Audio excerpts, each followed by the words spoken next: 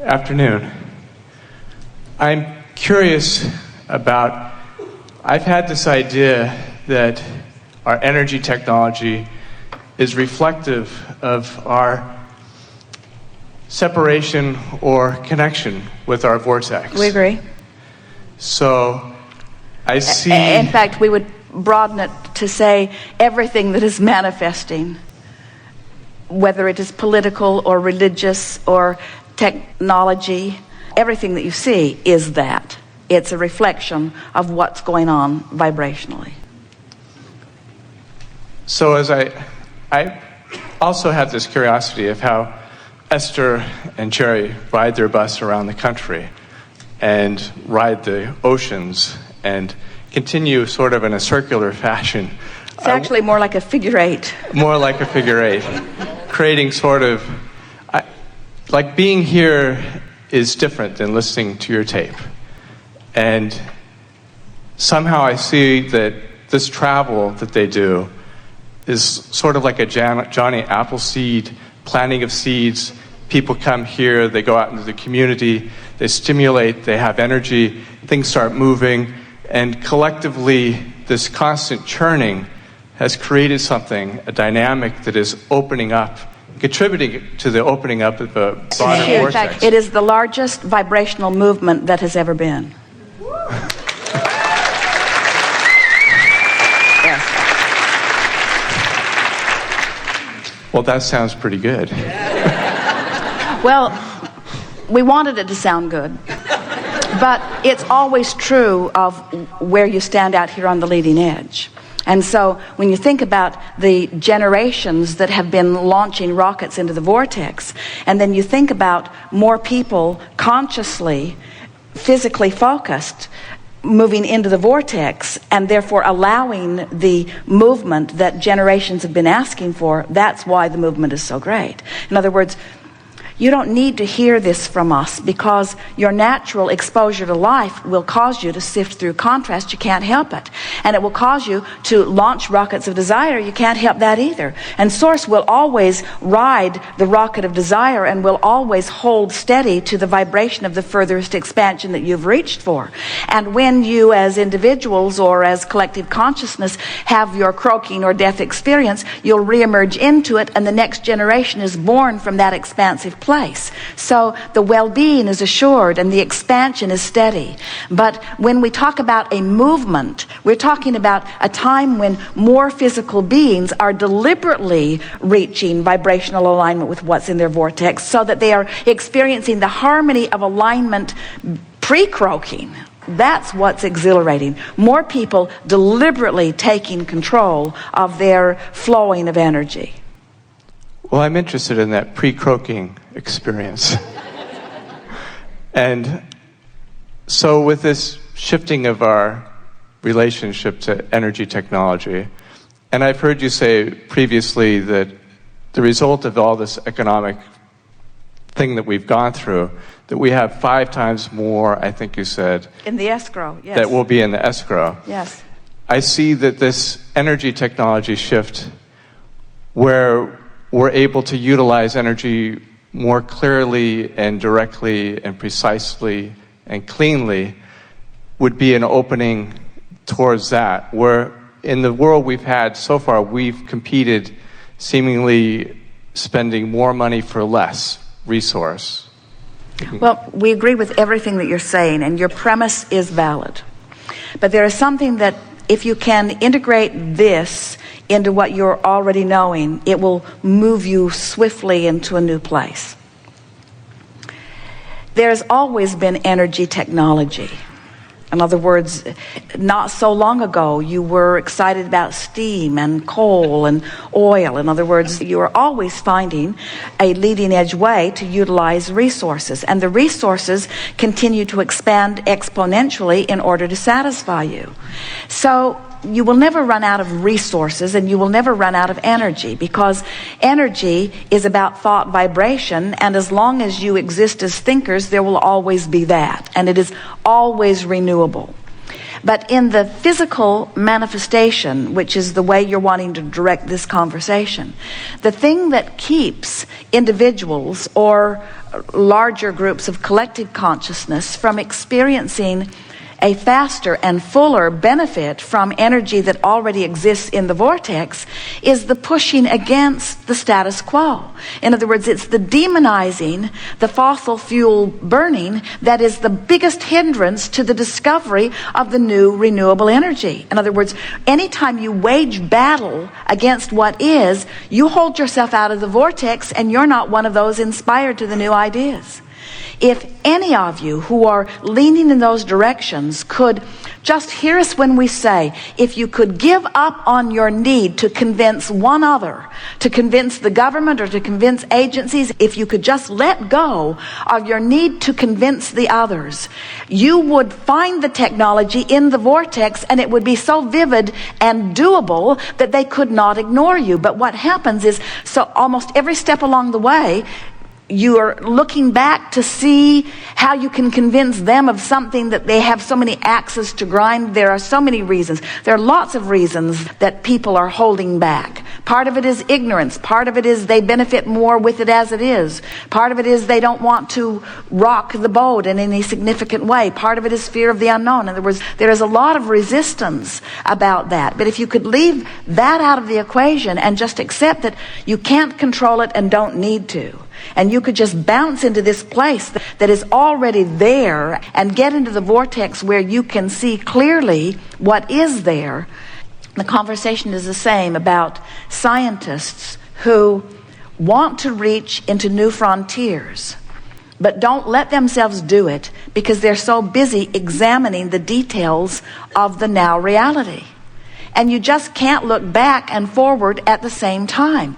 And as you are examining the details of the current reality, which is full of wanted and unwanted, you water down your vibration and it keeps you from being a match to what's in the vortex. So we'll say it in one more clear way.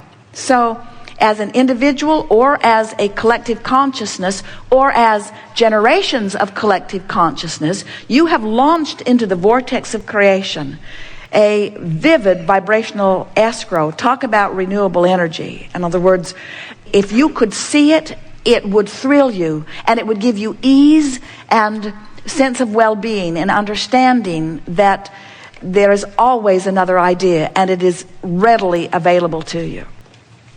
So here's this vortex with all of this wonderful new technology in it. And here, let's say you are, and let's call you an entrepreneur or a scientist or someone who wants to be in on the development of this new technology. And there it all is, and really all you have to do is pet your cat and go in the vortex, have a massage and go in the vortex, have something good to eat and go in the vortex, see a good movie and go in the vortex, meditate and go in the vortex. In other words, all you got to do is get in the vortex. And with what you want and who you are, revelation after revelation after revelation would come to you.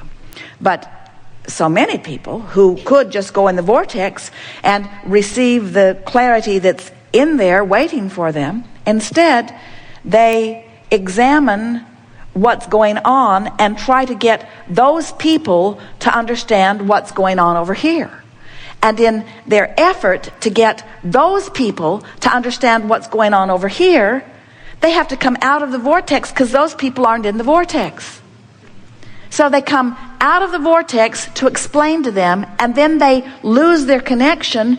In other words, that's why every leading edge creator has been labeled by the majority as extremely weird. Because you have to hold yourself apart from the normal way of thinking, otherwise you don't have access to that which is new. So I have ambition for weirdness. Yes, you do. Ambition for weirdness and ambition for not giving a rip what anybody else thinks, and an ambition for understanding that you don't have to build comprehensive bridges between where you are to this new vortex. You just have to shine a light on what's over there, and it will manifest, and its reality will convince them. Well, my interest has been keen in this area for a time, and I do see things tangible and real that will be apparent shortly to general population that will make a big difference. And where we'd have a world where we have more for less all the time. It will follow the computer paradigm where you will be able to receive more for less. And that will be a major catalyst for food and clean water and clean transportation.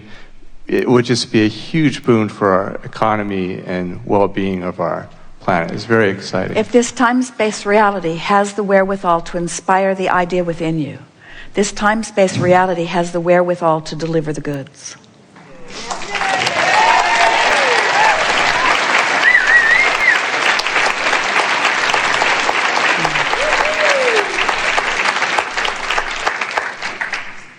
Well, that's very good.